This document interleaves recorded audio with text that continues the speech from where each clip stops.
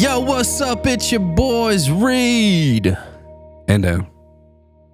For the last time in 2025, also known as the Brothers Hunt, where we take a weekly drive to the intersection and the GREAT outdoors. You didn't even say country music. Country music.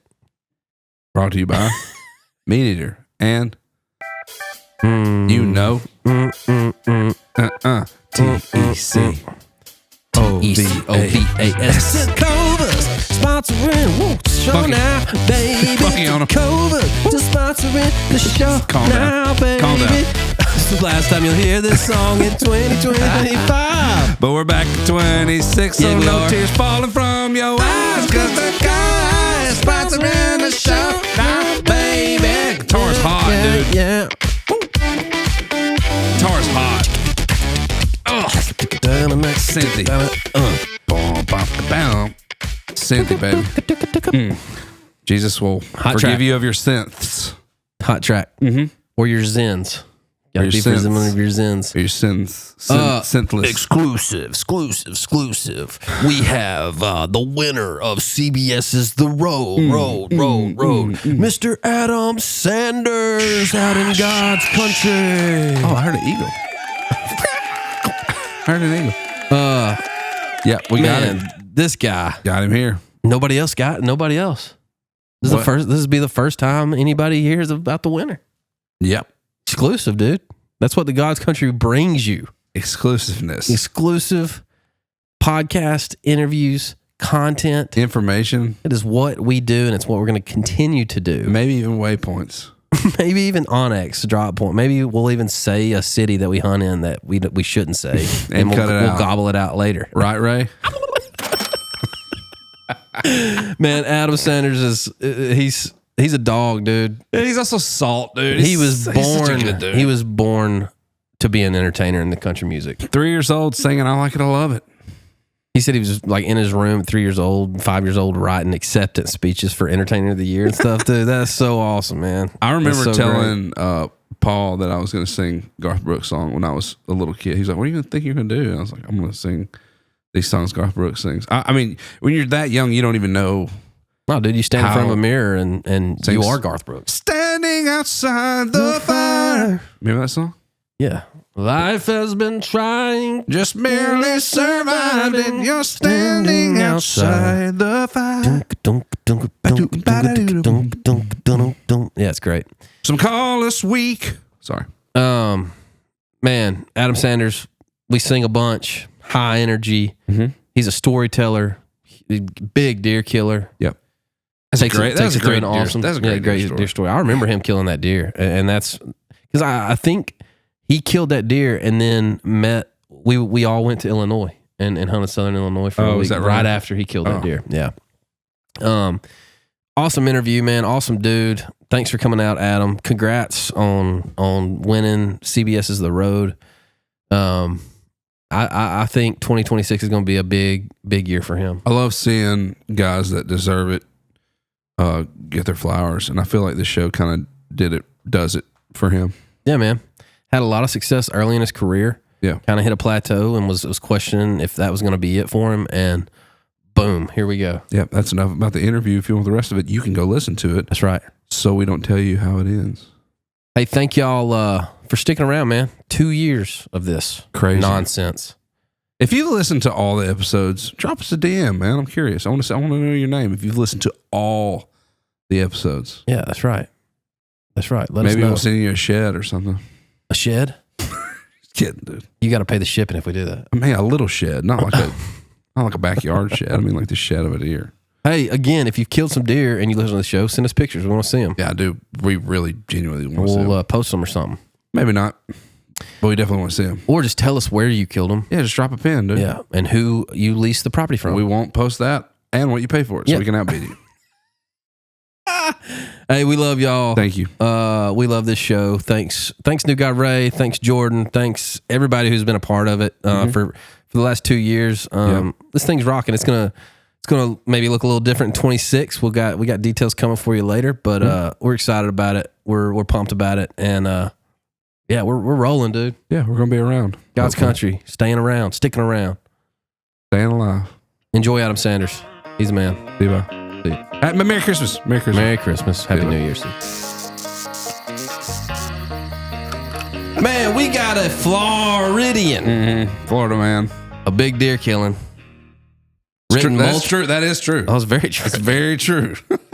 Bow guy, too. You like doing it with your bow, too. I do. He's a bow guy. We'll get into that. Written multiple number ones. Oh, yeah. Like You Ain't Worth the Whiskey and Hell of a Night. You ain't worth the whiskey. Toured with Eric Church, Thomas Rhett, Luke Bryan, Justin Moore, Cole Swindell, Dustin Lynch. Man, the list goes on. Was handpicked of one of just 12 artists to open for Keith Urban on CBS and Paramount's The Road. And by the way, he won the whole thing. He won the whole thing. He's doing the pianos. I don't know if we can We got Adam Sanders out God's Country podcast. It's been a long time coming. Man, it has. You know, the cool thing that I look forward to most today, I know we're going to get into so much stuff. We will. But I know with you guys, we're going to talk about hunting at some point. And that's what I'm This is the first thing we're going to talk about. It's the first thing we're going to talk about. We tell this literally like almost every week. Like, people get mad at us because we don't talk about music as much as we should. Yeah. Because we talk about Hardy was our first podcast ever, and it was an hour and 47 minutes long, and we talked about music for 7 minutes. And they were like, guys, you were good, but we get this whole thing's got to change. My favorite one was when we had Luke on, or way early. We didn't know what we were doing. We were just trying everything, you know. The producer stopped the show and goes, guys, I got to be honest with you, you've been talking about sausage for 32 minutes. She was like, we gotta get it going. Well, I'm ADD, so we'll bounce around a lot. All right, we'll be all over the place. You know we are. Hey, first thing we like to do, Adam, is a little segment we call "What You Mad At." Okay, you can be glad at too. We wrote a little ditty for it, man. I don't know. Songwriter to songwriter, I'm a little nervous about. What you mad at? Just tell us what it is. What you mad at? Is it your in-laws' kids? Might be your boss man or your neighbor's cat. Just tell us what you're mad at. Woo! Dude, that sounds so much better than the Nylon or the Martin. It's not even close. I can tell you exactly what I'm mad at. Get it, boy. I don't know if you saw my truck in the parking lot. The blue one? No, the smoke gray? Yep, smoke gray. Oh, it looked blue to me. Sorry. Sharp. If you happen to look at the front corner of the grill, okay. I got a little fender bender a couple days ago on the way home. And I'm mad at the semi that put me in the position to be in this fender bender. Man, I'm on the way home. I'm trying to get home to watch an episode of The Road. Where are you coming home from? So I had to run up to Portland. My bus is up there, and my driver got back this weekend. He was like, man, hey, I forgot to turn the switch off, which is the master switch that if the switch isn't turned off, it'll drain the batteries down. So I was like, I'll run up there, you know. And, you know, you guys know how cold it was the last couple days. And so it's like 15 degrees outside. I run up there. Well, the lock is frozen on the bay door to be able to get it open. Oh, no. So I go up there for nothing because I can't even get the side door open. So I'm on the way home, and up where I live, up in Goodlettsville, there's tons of construction going on right now. And so I'm trying to get off on my exit. And as I'm next to the semi, he will not let me over. And I'm playing this game of, you know, traffic's bumper to bumper, slowing down, trying to get ahead, speeding up. Just do something. Make a decision. So I'm trying to look into my side mirror and get over and clear him, but there's this car in front of me, and I'm caught looking over, clearing, and they slam on brakes in front of me. And when I saw it, son, I just swerved as hard as I could, and I almost missed him. Nicked him. If I had another 6 inches. But I hit this little CRV. I say that all the time. I hit this little CRV, and it busted the back glass out of their car because my truck's set up so high and they set so low. And so when I hit them, it hit the back glass and, man, shattered it. And I felt so awful because it was this old couple from Chicago. They're on the way to Florida. They're on the way to vacation. And this guy was like German. He was like, what is this? We're trying to go to Florida for vacation. American German. Yeah. So he was French German? So, man, I felt so terrible. I ran home. I was like, hey, if you'll sit here at this gas station for 5 minutes, I said, I live 5 minutes down the road. I'll get some plastic and some duct tape, and I'll try to at least get this back glass like squared away, so and you guys can at least, so you don't have yeah, no doubt. So I did, man. Went back and literally, I'm bleeding because I'm trying to get all the glass out the side of it, and my fingers are bleeding, and I'm trying to duct tape this thing up at 13 degrees outside, and the tape ain't sticking. And like, I just looked up at the Lord. I was like, Lord, get me through this. Yeah, just help me get home and get to another day. So did you put it on the outside or the inside? Oh yeah, no, on the outside. Jeez. So, but yeah, man, it was unfortunate.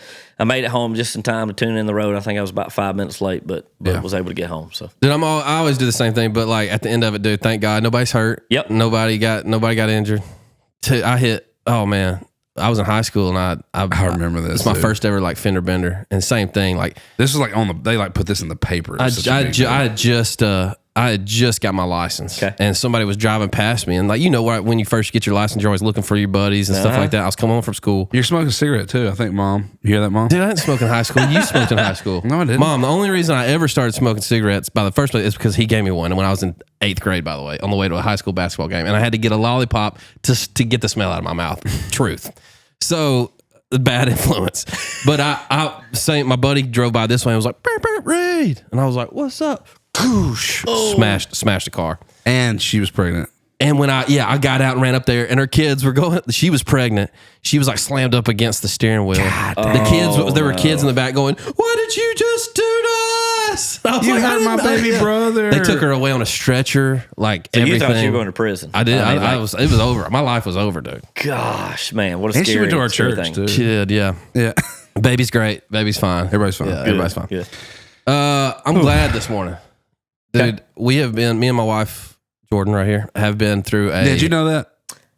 I did not. No, I did not like put two and two together. Sorry. If we'd have walked in and kissed, you'd be like, dang, this dude. He got it on string right here. He did that with Ray. As soon as we walked, he kissed Ray. I saw you kiss him on the mouth. No, I didn't kiss Ray because I got. I'm getting off a strip. I think I'm good now. Oh, well, you can kiss Ray next week. But we've been going through this like mattress debacle. Like trying to figure out. Bro, I just went through the same thing. You have to. When you're almost 40, you have to. Well, I have been hearing about this freaking mattress situation. Yeah, dog. Please tell me how it worked out because I'll tell you mine too. Okay. So we went. My back started hurting. Her back started hurting. Yep. We started like, and but this is a nice mattress that you have. Have we talked about this on here? Okay. Yeah, it was a nice mattress that we had. But when we went to the store to pick out another mattress, she was like, "Yes, that's a great mattress."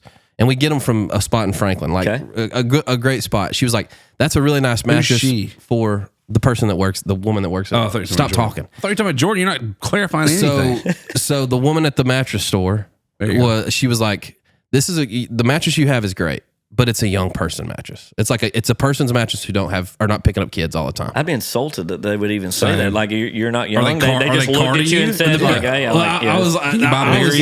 was fine with it as long as she put me in something that was going to help my back. Yeah, and it's lower lumbar, like the thing. And so what happened was we went to Kansas. I got a mattress in Kansas at deer camp that I slept on for a week, and my back felt amazing. Okay. So I was like, okay, you was in a bougie camp then. I was like, whatever is, yeah. I was like, whatever we got to do to the bougiest. Yeah, I just slept on it. I just slept on it again for a week last week. It's amazing. Ranch. And so it's a king size too, just so you know. But so we went to the thing. We went to Head Springs Depot in Franklin. Got a new mattress that was supposed to help our back. They do a 100-day sleep test, whatever. Yep. Like 100 days is a long time. A weekend. There's plenty of times for your kid to pee in it. Back is still crushing. My back's still crushing after like 2 weeks. And I was like, Jordan, this is not working.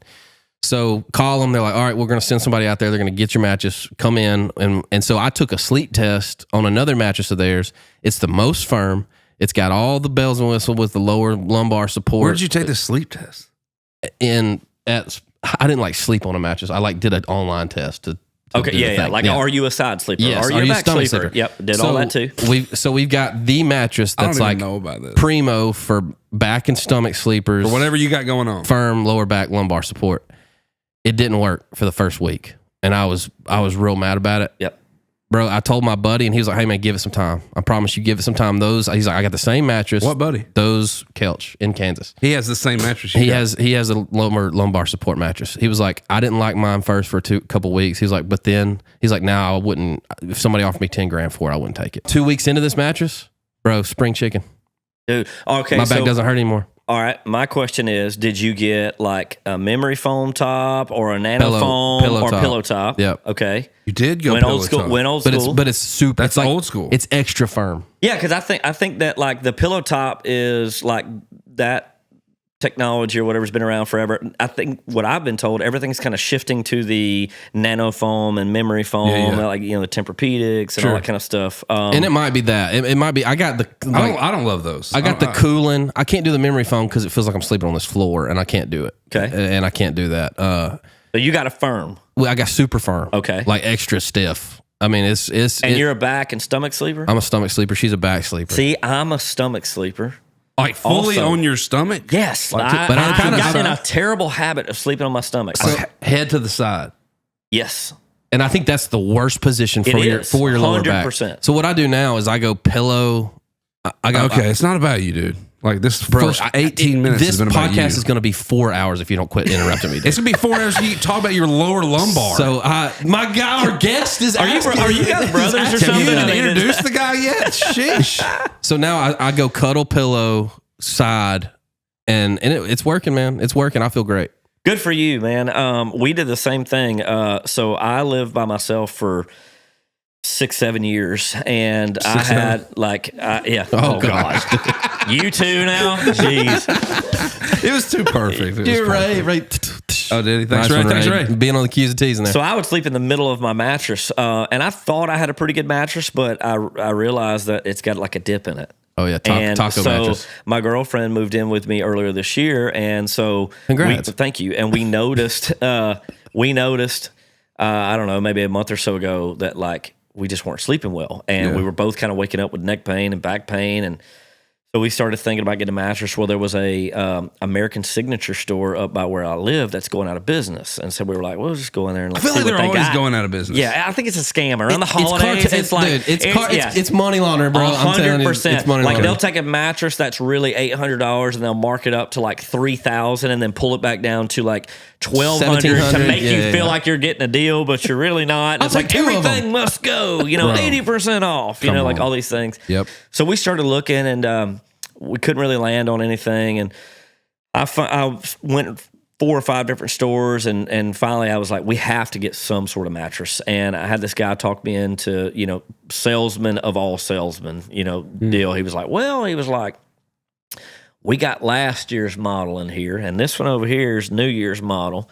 Now that mattress there is about $3,000. He said, but last year's model's the same thing. All they did was just change the outside cover. Change the color of it. Yep. Yeah. He said, this one right here is $1,100.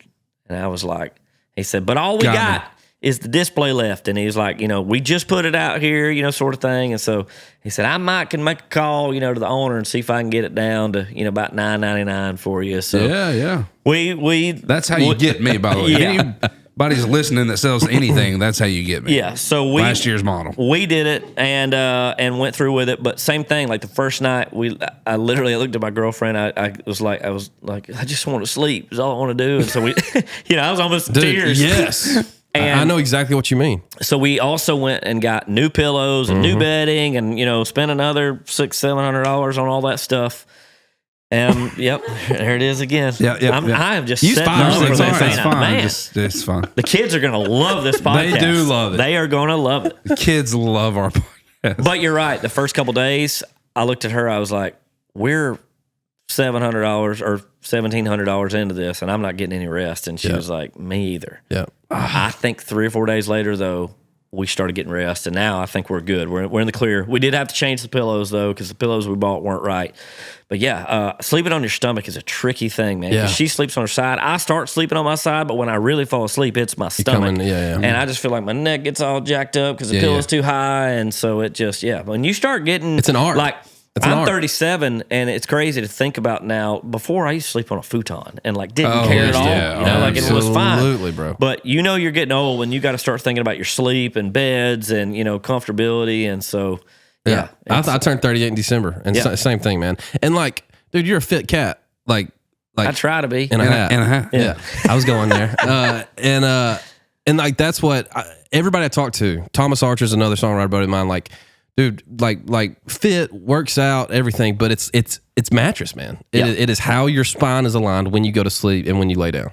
Is what's so what's the way you're supposed to sleep? Side? On your back. Yeah, on they your back, say your back is the best. absolute best for you. Just flat backing. Yep. Yeah, because your spine just stays aligned all the way down. If you go side, your spine seems to, but if you go stomach, it's it's like this, and your lower lumbar is what's taking the pressure. Crazy. Anyway, yeah, I'm real tired of talking about that. I was like nodding off. Y'all are making me go to sleep talking about how y'all can't sleep. Well, if you do, go on your back. On your back. Dude, let's talk about your upbringing. Where you from and all. So Lakeland, Florida. Lake City, Florida. My bad. My bad. Good. Sorry. Yeah, we. So I grew up in a little small town in north central Florida called Lake City. It's right over the Georgia line, like 45 minutes from Valdosta. Yeah, man, I grew up like any Southern kid. A lot of people think I'm from Georgia because of my accent. Yeah. And when I moved to Nashville, I kind of got grouped in with a bunch of Georgia guys. And so everybody just, I can't tell you how many times people was like, he's another Georgia boy. And I'm like, nah, I'm the redheaded stepchild of the Georgia boys. I think I would. Are you a stepchild? Because you actually are kind of redheaded. Yes, I am. You're a redheaded stepchild. I am. To the core. Hey, to the core. Congratulations. I think I was grouped me into the guys who, because when I moved to town, you were doing your thing, and one of the guys kind of popping off at the time, and like Cole Taylor and those cats, and I think I thought you were from Georgia. Yeah, man. That's kind of like the crew that I found myself into. But I grew up just like every Southern small town kid, loving sports, going to church. Music was A1 from day one for me, though. I literally started singing when I was like 3 or 4 years old. It's all I've ever wanted to do. And I played, I wrestled for, a few years in school and ran cross country, but nothing replaced music for me. And so I grew up just singing in church, and then I'd do these talent shows. And What'd you do in the talent shows? I got to know what song. Think about songs you would sing. Well, the very first one I ever did, I was 6 years old, and I did Tim McGraw, I Like It, I Love It, and placed like third, I think, at the time. I think we should just crank that up right now. Hey. Dude.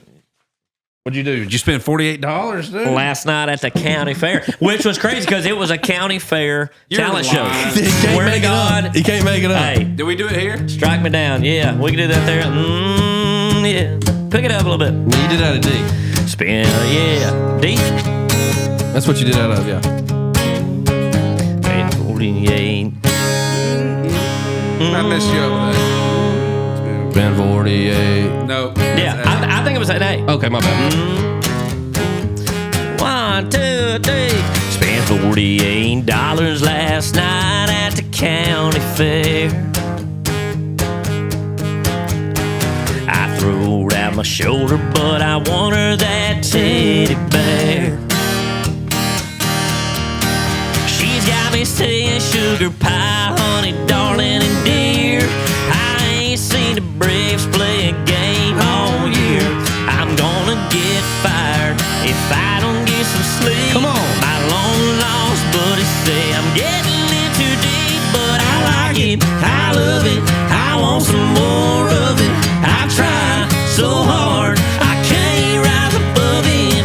Don't know what it is about that little gal's loving, but I like it, I love it, I want some more of it. Oh, come on now. That's a jam, dude. That's a jam, dude. That's a jam. All timer right Did there, you win dude. that county fair too? I won the I bet first they were round, and then I think I Taking the placed shirts like off. third So, hey, you're- overall. In that, but it was like $1,000. We had a radio station in my hometown called 102.1, and the prize Worm or was something? $102.1. Oh, hey, there you go. Yep. So you went home with a little cash? Or Well, no? I got third because I was like 6 years old, man. I think they just was like, People oh, like, this kid's cute, That's sort of thing. Like, bogus, dude. They should have gave you that. But I kept entering it year after year until I finally did win. Nice. And I bought sound equipment when I won $1,000. Look at you, dude. I reinvested. I was like 12, 13 years Hey, old. man, it's paying off. It's your Sang a business. song that I wrote with my grandpa, to win it, sort of thing. And I was like, all right, well, I guess I'll invest in like some sound equipment and karaoke tracks. Like to keep right on rolling, My sort of God. thing, bro. I did, and but yeah, man, music was A1 from day one. Graduated high school in 07.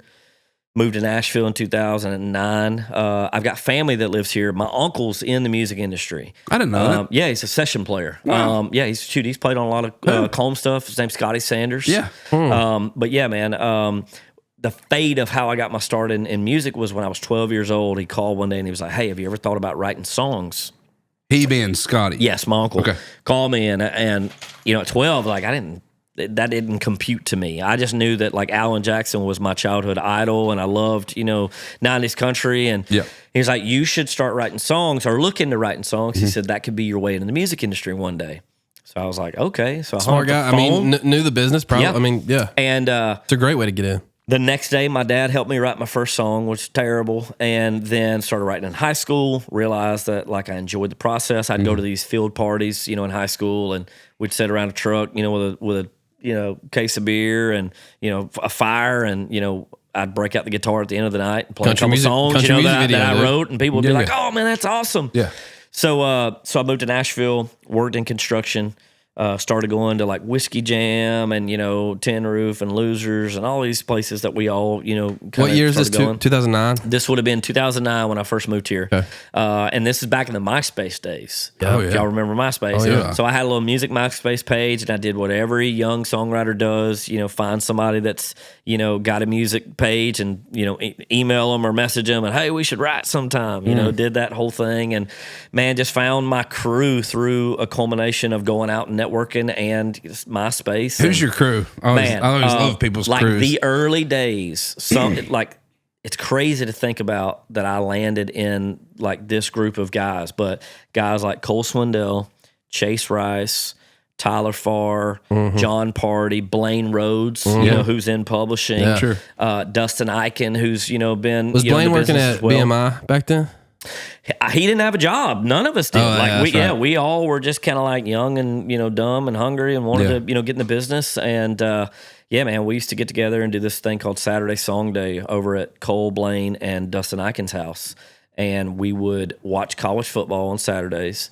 And at the end of the night, we would all play a song that we had written that week. And it was kind of like this fun, friendly competition to like go in and show your buddies like, "Hey, I got a banger that I wrote." Yeah, and great. so like we would write all week to like prep for like Saturday Song Day, and like iron sharpens iron, and the next thing Cole's getting a publishing deal at Sony, and Blaine's starting to get a job in the actual business side of things, and all these people start popping up. Florida Georgia Line's created, and they start blowing up and doing their thing, and so man, I really feel like we all just kind of like rose together, but I feel like I was always looked at as like the little brother of the group, because those guys had been here a little bit longer than me. They were a little bit older, but I somehow got lumped into that group. It was like I was the freshman hanging out with like, the juniors that were about to like take over. That's like me. Yeah, and man, it just was like just an awesome time in my life for sure. Yeah, it's fun. It's a common theme. And I would tell anybody moving to town or wanting to do the music thing, like when you get here, go find your people, man. 100%. Like go find your group, because like we've had so many people on this podcast that we're asking about their story, and they're telling us about their story moving to Nashville, and they go to these songwriting rounds, same type of thing. They go to these songwriting rounds, they go out, they make themselves vulnerable in this town, and go find their people, man, and you start writing together. Yep. You start, like you said, iron sharpen iron, and those people that they know, the connections that your buddies make are connections that you're going to make. And you just kind of see each other kind of start doing this, and until you get to a point where you're all at now, where John Party, Chase Rice, Cole, everybody's clicking. Everybody's had hits. And you're still like you're probably... They can afford a $1,100 mattress. You're probably... Can you imagine 15 years ago, you trying to buy a mattress? I would have never spent that much money, even if I had it. It wasn't that important. I'd have been on Craigslist free trying to find one. I'd have put money in rims on my truck before I bought a damn mattress. Hey, your truck was always clean, though. It was. You had a clean truck since you got to this town. Yeah, man. That Tacoma you bought, that Tacoma was nasty. What about the black Z71? I loved that truck. Well, the black Ford I had. Black Ford, sorry. Man, that was my favorite truck I think I've ever owned. That's some sharp. And I traded it in to get a diesel, because I spent a ton of time in my truck, and I live 30 minutes north of town. Yeah. And I was traveling a lot to like go hunting and stuff. And I realized, I was like, man, I probably need a diesel to withstand the mileage I'm putting on this thing. So like, you know, it holds value. Cause I had that truck, man, and like for 2 or 3 years, and heck, I racked up like thousands of miles on it, and it just kind of depreciated the value of it, even though it looked, you know, good. And so I kind of switched and went to the diesel side. I can remember a picture of Adam, like kind of with a guitar, maybe you were leaned up against the truck, and I was like, man, guy's doing it. He's so rich, dude. Hey, fake it till you make it. Amen. That's my motto. No doubt. Amen. Brother. We've been doing that since 09. All right, we'll come back to music later. Let's talk about what did the outdoors look like for you growing up? Yeah, so I was a kid that grew up enjoying the outdoors, but it wasn't like this major passion of mine until I got to Nashville. So my parents got a divorce when I was about 6 years old, and my dad moved to Nashville when I was about 10. So my stepdad growing up, I don't know if you guys knew this, but was a quadriplegic. No, I don't know that. And so my whole childhood, my mom worked a lot, and my stepdad was, you know, paralyzed from the waist down. Yeah. And so me and my brothers, you know, kind of was taking care of him, you know, a lot of times. And how so many brothers you got? So I've got an older half brother, a younger real brother. He's my only true sibling, and then I got 2 half sisters. Gotcha. But me, my older brother, and my true brother lived together in the same house growing up. And so I didn't really have this like father figure that could do outdoorsy things. So it was my uncle that sort of like took the place of that. And he was a big like outdoorsman, still is today. Where were y'all hunting down there? Alligators? Well, we was hunting deer and turkeys and fishing. Yep. But where I'm from in North Florida, you grew up like holding deer looking like pencils. You know, like if you killed Hold 'em close, a 4 boy. point, Hold 'em son, close. like you was fired up, you know, sort of thing. So, you know, that we, like he was a dog hunter, you know, and dog hunted in the edge of Georgia and Florida. And then, like I said, you know, and I remember growing up and going with him, you know, a lot of times. And I didn't kill my first deer till I was in high school. This is how of a novice I was at hunting. I remember I got this deer camera, and you remember how like big the deer cameras were like 20 years ago. Yeah. I remember stealing my mom's kitchen table chair and took it out in the woods and mounted this camera to the back of a chair. Because you needed it in that spot. Yeah, there wasn't no tree, and there wasn't it was in this row of pines, and why I didn't compute? Hey, dummy, put it on the pine tree. Yeah. But I stole this chair and stuck it out there. Yeah, I mean, she's like, "Where's my kitchen? Where's my table?" I'm gonna be honest. Dude?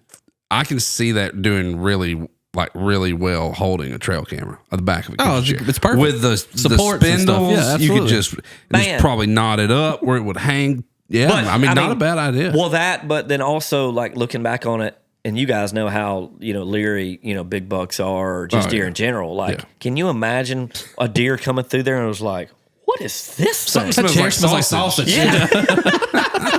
But I remember I shot a deer. I thought it was a doe, and it ended up being a 3-point. And I got to him, and I was so fired up because I thought it was a doe. You know? Killed the good years, man. Yeah, man. Those are good years. So that was my first deer I ever killed in high school. And then I didn't kill another deer until I moved to Nashville. And when I moved to Nashville, my dad had bought 72 acres in like a foreclosure deal. And so it was like this, you know, pretty piece of property. But, you know, he got it foreclosure and, you know, was going to make something out of it. And I remember thinking to myself, I need a yin to the yang with like the music industry stuff. Yeah. Like, either I thought, man, I'm going to spend a lot of time trying to get good at golf, or I'm going to invest all my time in the outdoors. And the reason I picked the outdoors was my thought was, and you guys know this, when you are in the music industry, a lot of your time is around camaraderie, and you got to be on, and you're going to social events, and you're drinking, and you're all the time like in these situations where you have to kind of be in like go mode. Yeah, like look at me. Yeah, do the dance. Like, everything's great. Yes. Yeah. And the outdoors, to me, I was like, that's the complete opposite. Because I could go sit in a deer stand by myself, not speak, just be in my thoughts, like therapeutic. And golf to me was a little bit of like both. You're probably not going to golf by yourself. You're still going to call your buddies. And there's a pretty good chance by hole 4, you're probably going to crack a beer open. Oh, yeah. So you kind of fall back in that thing without really knowing you're doing that. And so I was like, man, I'm going the outdoor route. I love that. And so that was why I really got into the outdoors, just to like have something that kept me out of the bars at night, because I knew I didn't want to be a guy that was just sucked up in that whole thing that can't get out of there. We all know those people that you go to Winners and Losers right now and you're going to see the same face. It's been there for 5 years. And they're literally, it's 10 o'clock and they're probably there. And they're going to talk about what they're about to do. Yeah, man. Not what they are doing. Preached. And I looked at it as like, when I started seeing guys disappear from those environments, it's because they were out doing the thing that you talked about doing. Yeah. So I wanted to be that same way. But yeah, I got really into bow hunting. What sealed it for me was on my dad's property, I shot 1 year 2 150 class deer in the same year. And that just lit the fire. You think? Like, man, Yeah, that's a it good was one. like, I am so into this. And man, it's been a part of my life. And yeah, if I'm not playing shows, writing songs, recording, doing something with music, social media, I'm doing something in the outdoors, without a doubt. Rifle hunter at all?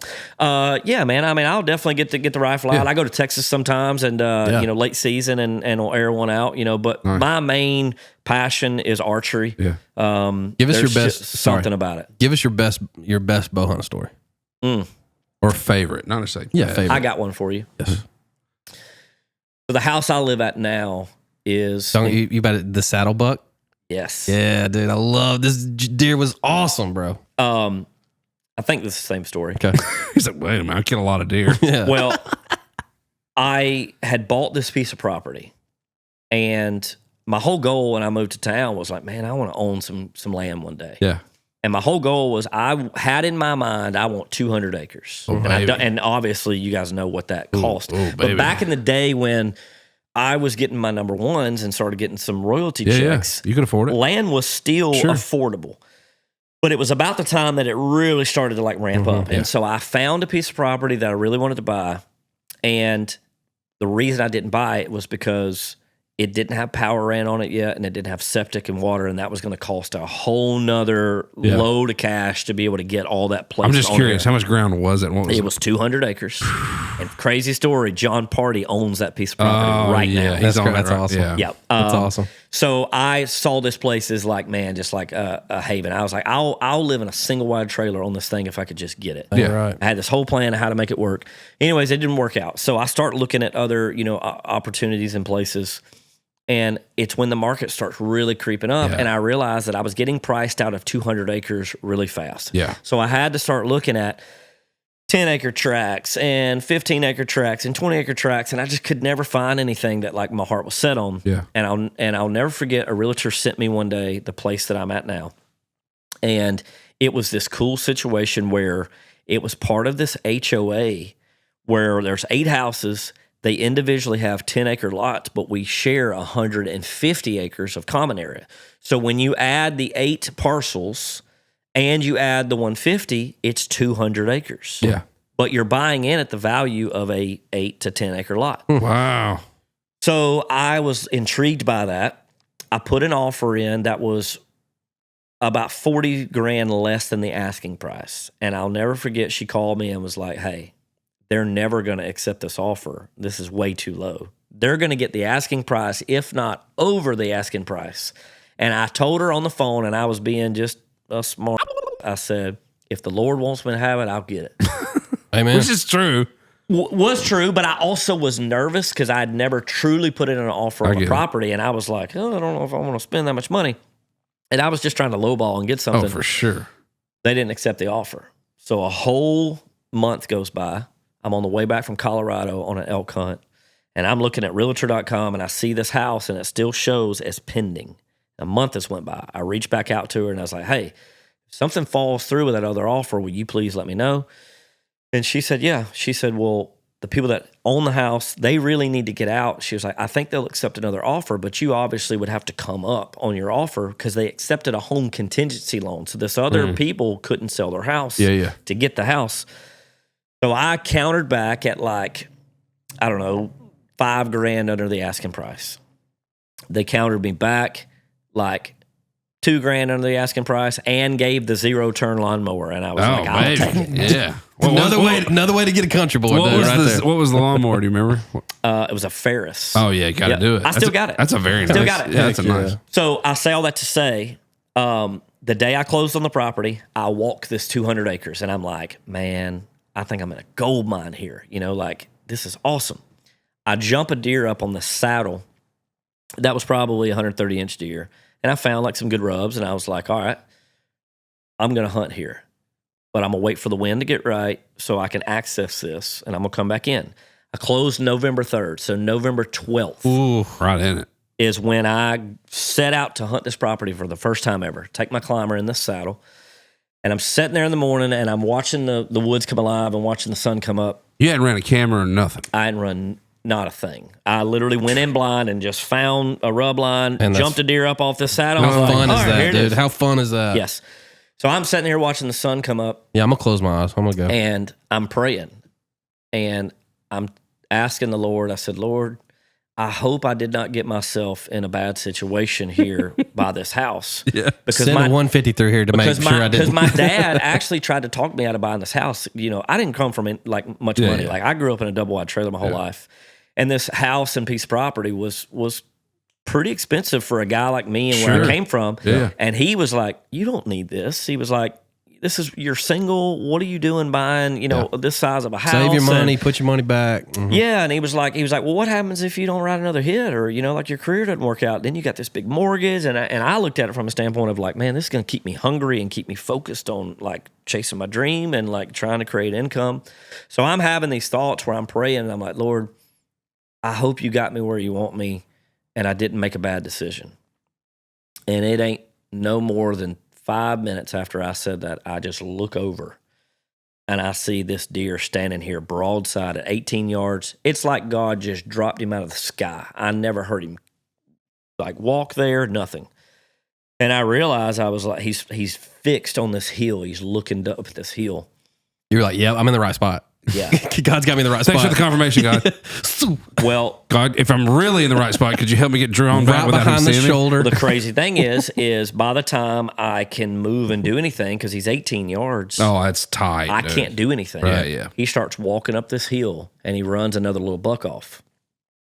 And he gets to the top and I'm kind of down in the saddle and he starts rubbing on a tree. So I take a grunt and I grunt behind me and I'm rat, rat. And as soon as I did, it looked like he turned into Pissed. Hulk Hogan's son. He's pissed. He freaking spun around. He's looking down and he's got, it's dripping out of his nose, Oh, gosh, you're really good at this. And it's like it's still foggy in the morning. He starts trotting down the hill, and I'm like, oh, here we go. I grabbed the bow, and I went ahead and spun, and I drew. Because I knew he was coming. I was like, he's coming to the base of the tree. And for whatever reason, I still to this day, I've tried to figure out what caused this deer to do this. And I still cannot, it does not compute to me. Yeah. He comes down the hill, and he turns, and he just keeps trotting. And he falls off the other side of the saddle. Headed down the hill. His tail never goes up, like he was spooked. He just went out. He just like he's coming, and just goes out of my life. And I'm like, what just happened? Yeah. I literally grunted to him, and he just like he never stopped. He never winded me, nothing. Yeah. Okay, God, I'm selling the house. I'm selling it. Yeah. Confirmation. So I climbed down. It's mid-morning. I realized that where he was standing, I couldn't have gotten a shot anyways because there was this old fence that was between me and him. And I would have probably shot through this square fence. Which could have been trouble. Yeah, which could have been bad. Yeah. So I moved my stand over 10 yards just to be able to, if this little saddle section, if deer run it again, I'm above the fence and I can shoot over it. You're a climber? Yes, in a climber. So go back, get lunch, get back up in the stand. Same thing. Lord, this is pretty awesome. I saw a really nice buck. and just hope I'm in the right spot. Yeah. Feeling good about it, though. Feeling good at this point. Okay. An hour before dark, a doe comes off the hill with a spike behind her. I'm talking just stretching her out. Yeah.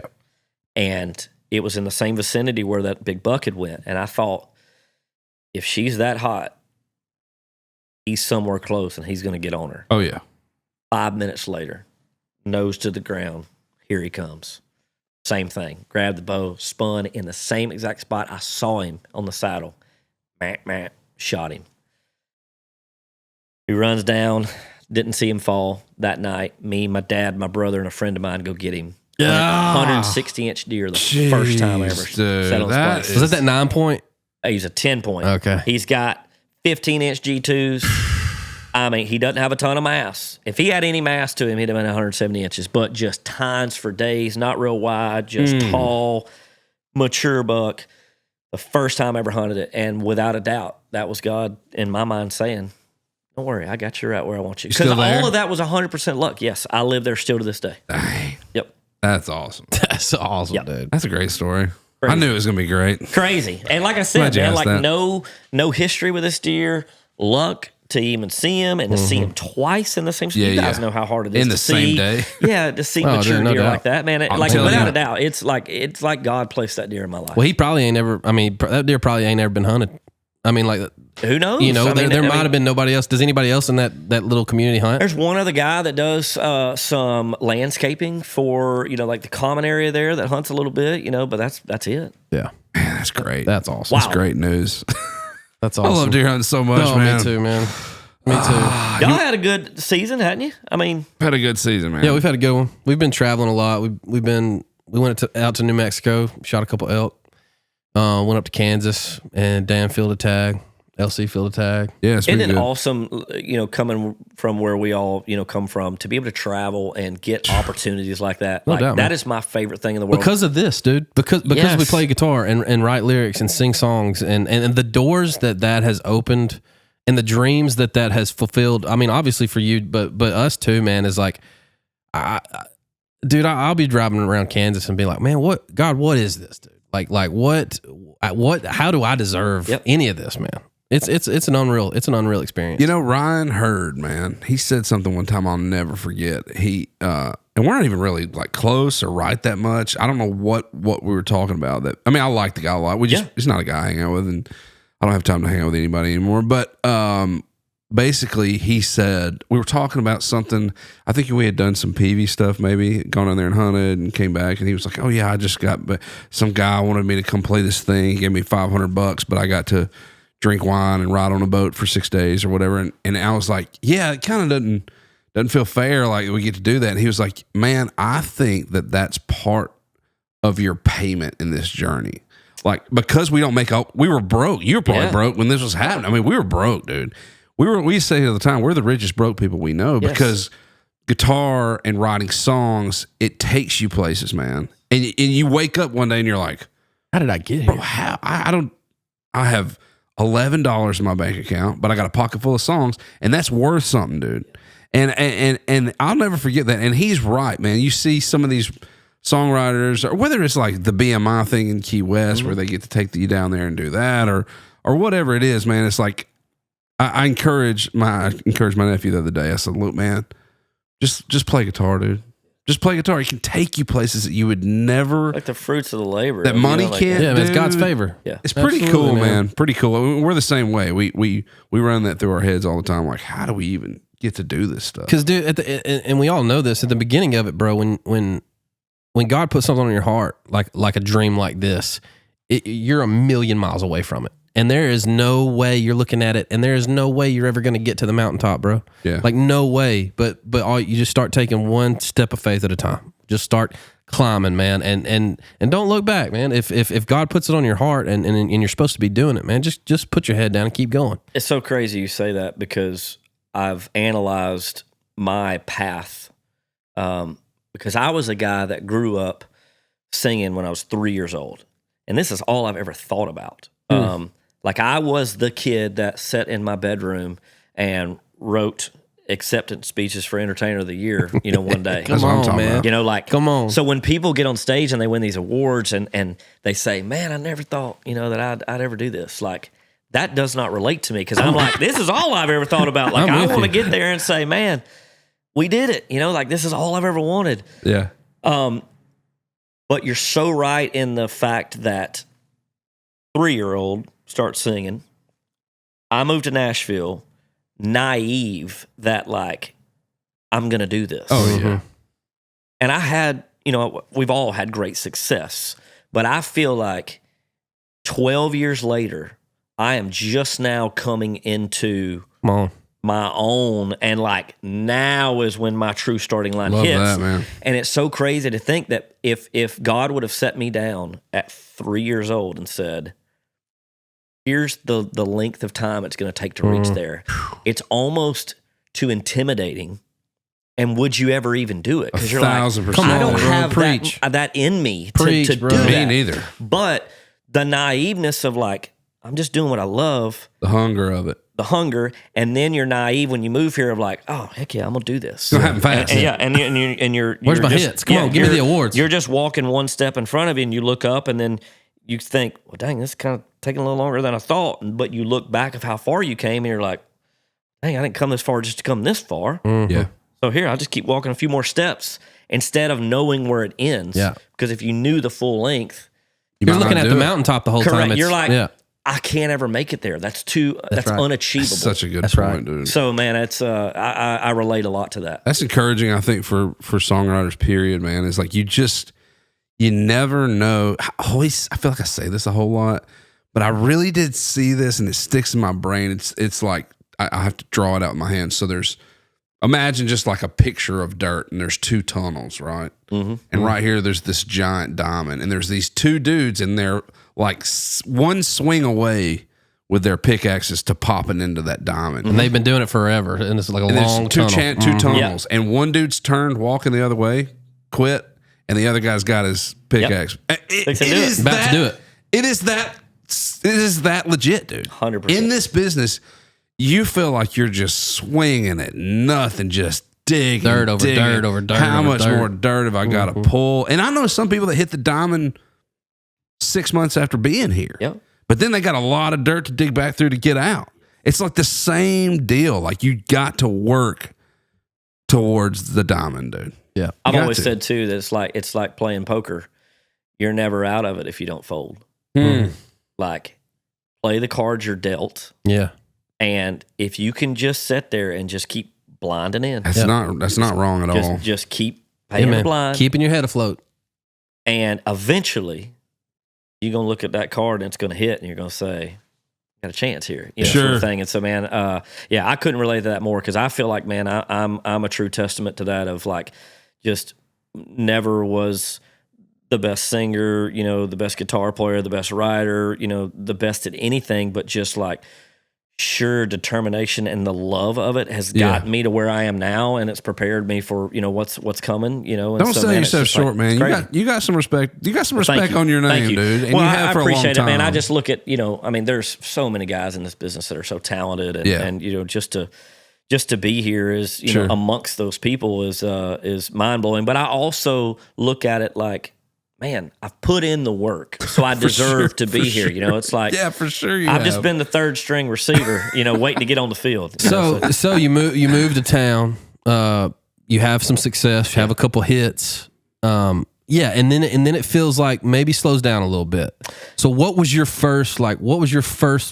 What goes through your mind when you get the call from CBS or whoever you got the call from to go to do the show? Well, it was crazy because it was so unexpected and out of the blue. And I had just gotten to a spot in my career for the first time ever where I took my hands off the wheel. Huh. I had That's a prayer. That's an important point, prayer. man. That's an important point. Probably sitting in a deer stand that I said, God, I can spend every day working circles around people. But at some point, you have to open doors for me that I can't open myself. Because I was kind of getting in my head in the fact that I was starting to feel selfish that the success I had up to that point of having 200 million streams as an independent artist and, owning a bus and, smoking for all these people Yeah. was all through hard work and me manifesting it.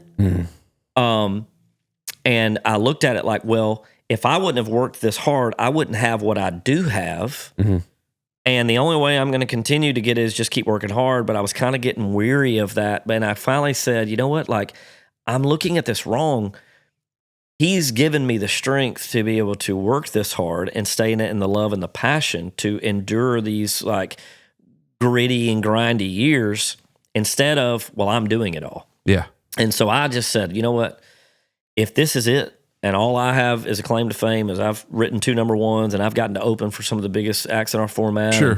Had songs on, Sirius XM, The Highway. I'm a blessed man. I'm good with it. Yeah. Kill 150-inch deer. Yep. Pretty regularly. Hey, that's great. Absolutely. I said, but my heart and my dreams and my aspirations, but you have to open doors for me that I can't open for myself. Or shut them.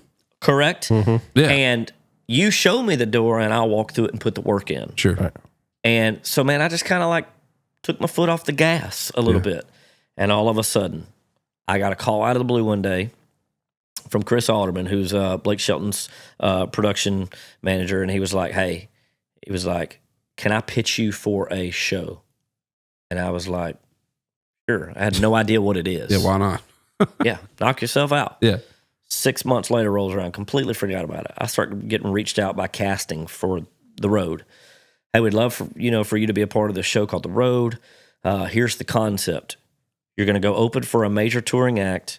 You're going to play original music, full band, and you're going to compete to stay on, and the audience is going to give their opinions on who should stay and who should go. And I looked at it like, pretty cool concept. I want to tour anyways. You're like, hell, I'm doing that anyway. Yeah. And if I can play my original music to new fans and be on a bus and travel the country, sign me up. Sure. And I ain't got to pay for it? Yeah. I'm good. Yeah, no doubt. So, man, started, the casting process, went out to L.A. I think they took 24 of us out there and whittled it down to 12. And, man, what a journey and what a ride it's been. But it all came from out of the blue. Again, doors that I could not open for myself. Totally. And I just started walking through them. That's awesome, man. What did it feel like hearing Blake and Keith, judge you on your performance and on your tunes and all of that? Like, was that a whirlwind where? But these guys are unfamiliar to you. I mean, you're in the business with them. Well, the crazy thing is until we got to see the episodes, we didn't have a clue. Like, we're watching the episodes live time as everyone else. For real? Yes. Oh. So I didn't have a clue what Blake or Keith was saying while I'm performing. We didn't get to know any of that. I didn't know if they'd say this guy sucks or whatever. Man. Yeah. So like I didn't have a clue what was going on, I just knew how it happened in my mind and then watching it back to say, all right, I wonder if it's going to be edited differently or if it's the same or what, whatever. Did you walk out thinking they were like, okay, they felt good. They liked that one. Could you tell? Because you know how to read a crowd. You've been doing this for a minute. I feel like I was more worried about the crowd because I knew that they had my fate in their hands. The crowd? Yes, because how this would go down is, so Keith Urban announced 8 pop-up shows and was like, hey, I'm coming to your city, these cities. I'm doing these 8 pop-up shows. Y'all come hang out. Well, they would be in these 1,500, seat, 2,000 seat cap rooms, clubs. And so these people would sign up for a free show. They'd sign an NDA. When they get to the venue, they would lock their phones in a lockbox like you go to a comedy show. No way. So they show up thinking, I'm going to a Keith Urban show. For free. For free. But they've been standing outside for 5 or 6 hours to get in because it's first come, first serve, right? And when they fill this room up, that's it. Yeah. So these people were lining up, 5, 6 hours, 7 hours before doors open. They get in this room, and then the producers of the show comes out and say, okay, you guys are here to see Keith Urban show, and you're going to see Keith Urban, but you're also here to be a part of a new series called The Road. And when you walked in this door, 1 in every 10 of you got a voting device.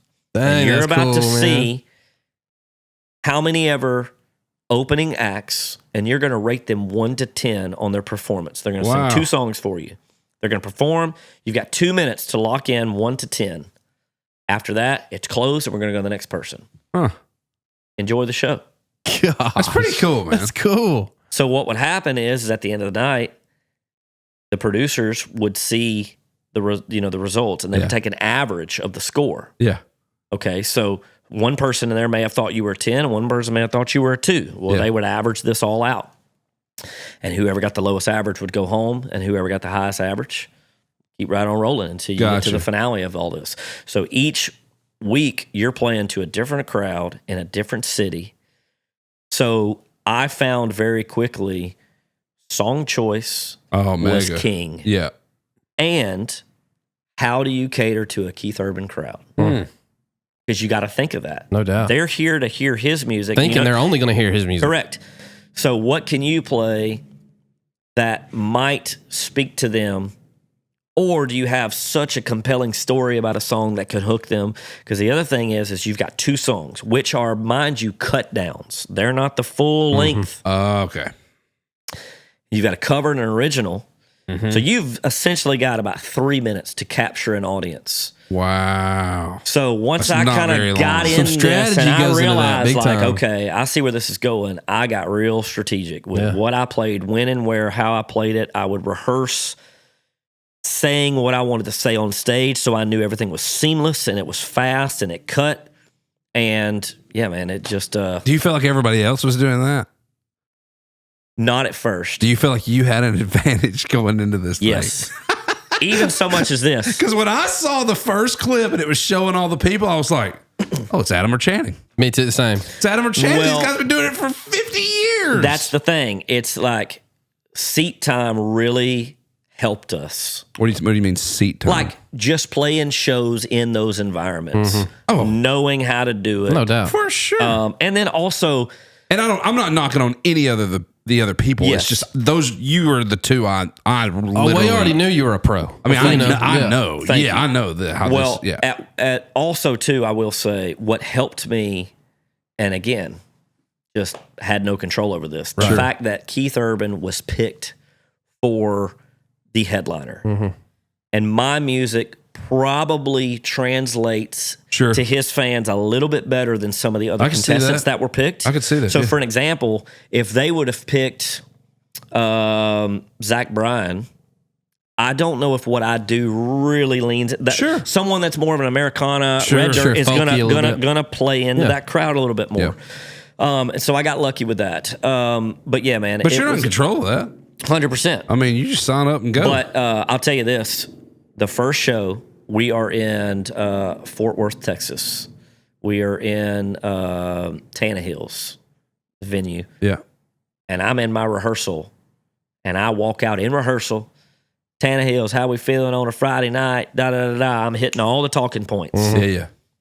The producers come to us after the show and they say, "Hey, just want to make sure you guys are all making sure that you are speaking to the crowd in your rehearsals like you're going to be, there that night. That way that when you get on stage, you're hitting all your talking points." And I realized right then, I got to hold my cards close to my chest. No doubt. That advantage was just taken away because now they're all going to do it. Yeah. Do you think because you did it in rehearsals? Do you think they saw you do it and were like 100%? Oh man, without a doubt. Yeah, they're like, this guy's good. This is going to make great TV. Without a doubt. Do the same thing. Just get everybody else doing this thing. Yeah. Because also too, Taylor Sheridan said the first night he was like, he come to us after the show. Oh, he was producing it. I have no idea. Oh. Taylor Sheridan is a co-producer of this with Blake Shelton and Lee Metzger, which is Blake and Lee, I think, is who created the actual concept and formula for the show. Okay. But Taylor Sheridan walks in the room and he was first night, and he looks at all 12 of us and he says, "Some of you guys were intimidated by the night. The moment was too big for you." And he looked at me and he was like, "You have a lot of experience." And that's all he ever said to me. And he was like, "Seize your moment. Don't let this moment be too big for you." Meaning, like, you have to grab this thing and be so confident in this from day one, like you were born to do it. Correct. Yeah, you're toast. Or you can. The crowd can already tell that you're not in it. Oof. And he was 1,000% right. Yeah. So I leaned into that mentality, man. I kept my head down. I wasn't a guy that would go out, and party, after shows or on off nights. I stayed in my room and watched March Madness, and went to the gym and did my thing, and I was laser focused on this thing man. all the way through it, And so, like when it was all said and done, it felt like I could kind of be a little bit more free again because, I was supportive of everyone else. Yeah. But I was very selfish also. Sure, you gotta be. But it took that to win it. It had to be that way. Yeah. And also I learned that I was overperforming a lot of times and doing things that I wouldn't necessarily do, but the environment called for that in order to win it. Wow, man. Well, I guarantee you, Makes a lot of sense. Keith and Blake and the judges or whatever, and the crowd saw what we've been seeing for 10 plus years, man, is like, I do feel like there are a group of people in this town that you can watch or hear or just be around in a music environment, whether it's a show, whether it's a writing room, that you can look at and go, man, this guy was born for this. Like, this is his calling. And bro, you're in it. Man, you are in that group. And I've always thought that, man. I've always been an Adam Sanders fan. Just your passion for the industry, the passion for a song, the passion for a great song, the passion for country music, what you do on stage, how you hold yourself off stage has always been an inspiration for me, man. And I'm glad. I really am. I love seeing dudes get their shot to the world and just absolutely knocking it out of the park, bro. Yeah. Well, and that's that's what you know, man, that it's like this business, we all know several writers, like for an example, that doesn't have number ones that you look at them and say, this guy is so good. How does he not? Yeah. Same thing with artists. It's like, man, this guy is incredible. Like, how has he not done this or done that? And for whatever reason, there is no rhyme or reason, to it. But you're right, man. It's like everyone's paths are so different. And you've got the guys that come out of the gate and they've been here 6 months and they're just like the golden ticket, like they just walked in and like everything was just so easy for them, but then that's a whole nother basket of eggs of like, okay, well, if you start out lightning hot, now can you sustain it? Like, are you going to be a 2-hit wonder and then disappear off the face of the mountain, and then you're done. Right. And my thing has always been this steady, just like getting a little bit better, a little bit better, and a little bit better. And I wouldn't trade it for the world to be where I'm at now because I have such an appreciation of where I'm at. Because again, a year or so ago, I was like, man, for the first time, I thought it just may not be in the cards for me. Yeah. Like I never gave up, but I started to have those realizations of like, maybe it is what it is. I've done everything I can do. And I think that's when things started to really like happen for me is when I didn't squeeze it so tight and want it so bad. Yeah. Man, but I still had the work ethic. And so now, man, I'm just so beyond grateful to be even sitting doing this. Like I watch you guys on, Instagram all the time and we're buddies. But the fact that you guys would say, hey, we had someone drop out. You want to come do this? And I'm like, well, it was freaking awesome. Pretty God thing. It was kind of God thing, man. Because when you texted, I can't remember what I was doing, but I was like, oh, I'll hit him back. It's Adam. And then I read the text and I was like, oh, well, Jordan does that anyway. I just need to get in touch with Jordan and let her do it. And then she reaches out to us and is like, hey, somebody reached out, blah, blah, blah, blah. And then I'm like, well, wait a second. He texted us like a week ago. I went through it. I was like, oh, yeah, he's sitting right here. I got a guy ready. Like, and I love Jameson Rogers. You'll hear from him eventually. But he got sick. He's been sick, man. And he had to pop off. Had to bounce. Yeah, it was like 2 dudes. Was it 2 dudes? Yeah. The red was kind of. Oh, okay. Yeah, okay. Well. So the truth is y'all talked to all of Nashville and they couldn't do it because they were all traveling. And they were like, well, I guess Adam's available. We had them booked. It worked out perfect. Yeah. Anyway, it's awesome that you're here. I'm so glad that it worked out. I'm so glad you won the damn show. Thanks, of course you deserve it. Of course you've worked your entire basically life now that I know to this moment, and I hope that it pays dividends, man. You're a great dude. You're one of the good guys in this town. The town loves you. The town needs you. We thank you for being around and for putting your music out and staying the course on this long, hard journey. What's next, man? What does 2026 look like for Adam Sanders? Man, again, I'm just kind of going where the good Lord leads me. Literally, like it would be very easy now to think, oh, I've accomplished this. Sure. Now let me take back control and let me go do this. Oh, you just getting started, baby. Man, I just honestly, like, I know what I want to do. Sure. I want to continue to record music. I've recorded 7 songs over the last year that I feel really good about. I want to go record 7 more. I want to get back out and play and tour and do that whole thing. I know that I am playing Stagecoach main stage in April, which is going to be a blast. Yeah, man. So, there's a few things that I know that are in place, but whatever's next, I don't know, man. Like if we're sitting here a year from now and my career skyrockets, awesome. If we're sitting here a year from now and I want a TV show and nothing changed, awesome too. Yeah. TV show, but like, hey, like I am literally, man, I'm just like, hey, lead me, I'll follow, and the rest will take care of itself. I'm just grateful to do what I do and love. And do you feel like Nashville got behind you on this thing? Man, or no? I think so. Like it's been really cool. I went to a Dustin Lynch Christmas party a couple nights ago, and the amount of people that I saw there that walked in, they were like, hey, bro, been watching you on TV, man. Been watching you. Been following you. I'm like, dang, you care? Like, like yeah, dude, like we're invested. That's like, how we feel about this podcast. That's how we feel about this podcast. Yes, it's a good feeling, for people to see the work ethic and see the grind. And again, man, like all I've ever asked for and wanted is a shot and an opportunity. Sure.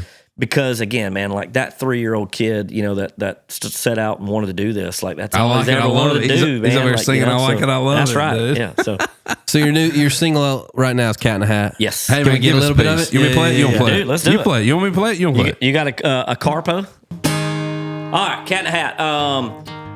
So y'all, I wrote this with Jordan Walker. Oh gosh, probably took all day. Jordan Talker, as we like to call him. No doubt. I don't call him that. We're at breakfast one morning. He was Yeah, like, you do. he was like, hey, I got this title for Cat in a Hat, and I'm like, what in the heck You need this one? is a cat in a hat? Yeah, I was yeah. like, Dr. Seuss Dr. book. Seuss. You know what I'm saying? He was like, no, man. He explained to me the hook, and I immediately got it. And he wanted to write it about his grandfather. That like, hey, when he passes away, bury that cat in a hat. Huh. And I was like, that's really cool. I was like, but what if we make it like a prop me up beside the jukebox 2.0, like a barn burner of a like tempo thing. And so like I told him, I was like, you have to write this with me.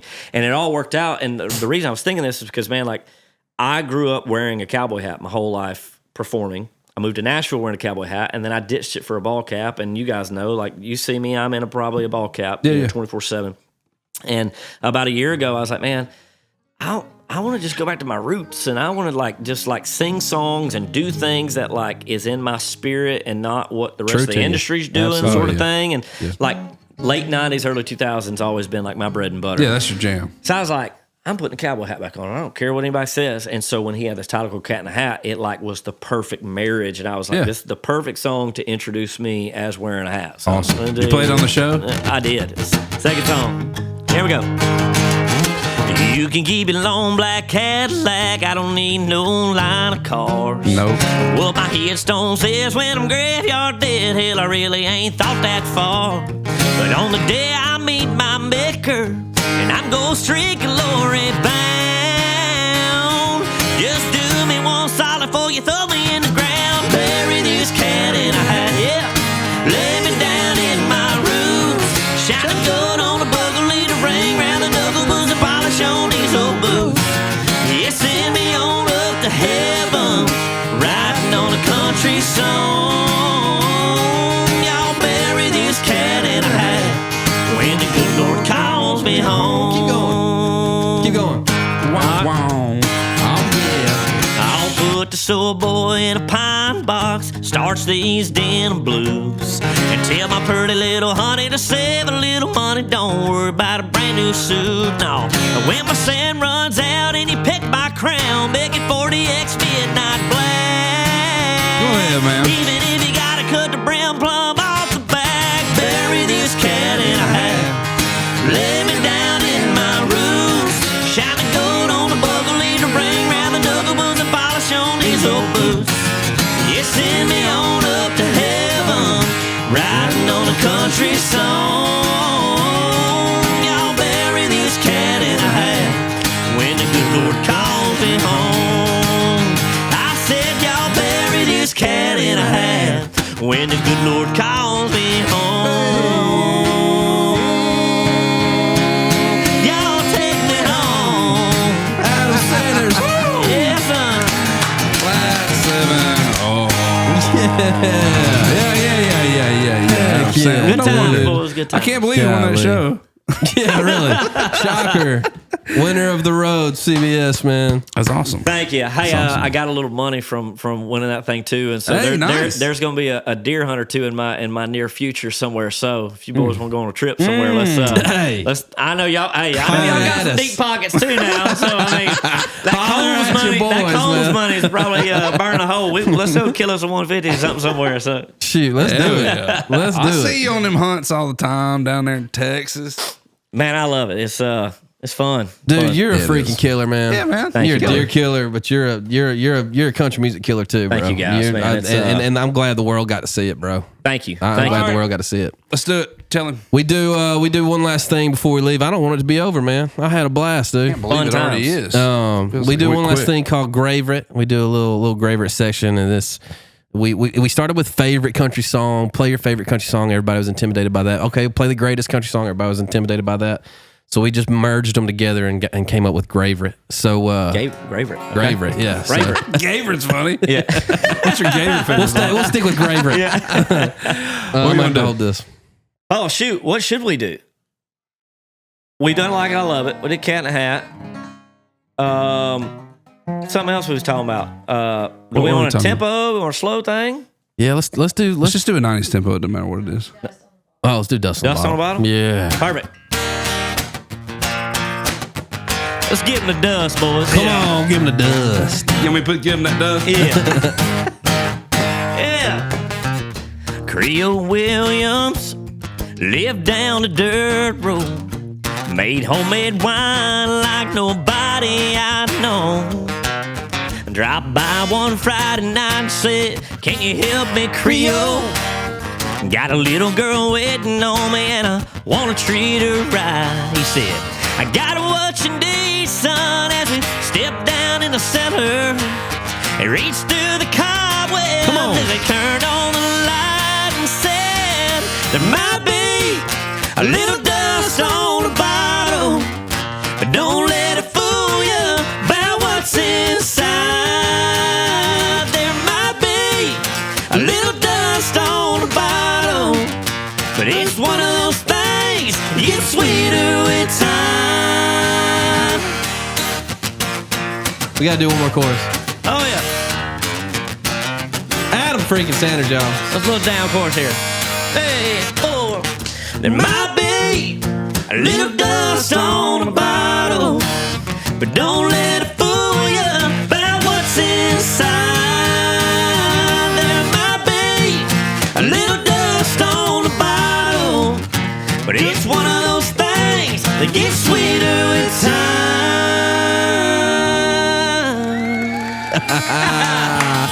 Adam Sanders, that God's country, College Diamond everybody. Trio, boys and girls.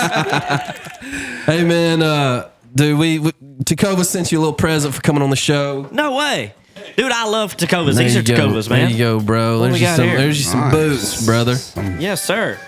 Hey, can we do a podcast tomorrow? Heck yeah, man. We do I'll as take many a as free you pair of want. boots. Yes, sir. Pretty slick, man. Dude, I've been wanting a brown pair like this. I got these snake skins, and I was like, man, I just kind of want like a good right down the middle, Little everyday cowhide. Yeah, wearing yeah. boot, and one that I can wear on stage, like like night after night, and just kind of like just beat the fire out of Yeah, them, man. up. And Dude, so, dude, these are Tacovas is the freaking way to go. awesome. Wear them Yes, out, sir. baby. Wear them out, baby. Dude, favorite boot out there is Come on, Tacovas. bro. Seriously. Keep going. Seriously. Keep talking I about love it. Tacovas. Maybe I they'll got a stay pair on. on right now. Dang I just right, got bro. I just got show them right there, baby. Yeah. Let them see it, baby. Yes, sir. Boom, boom. Dude, thank y'all so much. Thank man. you so much, Adam man. Hey, Sanders. congrats. Of course you won. The- Of course you won. The sky's the limit, brother. Thanks, man. And I'm so excited for the journey you're on, for that you've been on, that you're on now, that you're about to It's fun to watch, ensue. man. We love to see good guys win, man. Thank you, and man. we're glad you're winning. You have for a while, and I want you to continue to win, bro. Well, let's write some songs. Do it. Let's do it. go on Shoot some some hunts deer. and Sounds- man. sounds Big amazing. fan of you guys. Same, Thanks man. again Thank for you, having me, man. man. Thank you. Man, this is awesome. Hey, man, check out Adam Sanders' Cat in the Hat out now. Bible in a House Fire. Woo, Yeah, it's great gas. song. Yeah. Check Gas. that one out, man. Yep. Yeah, Thanks for hanging out in God's country with us. We'll see you next time. See you next one. Peace. Peace.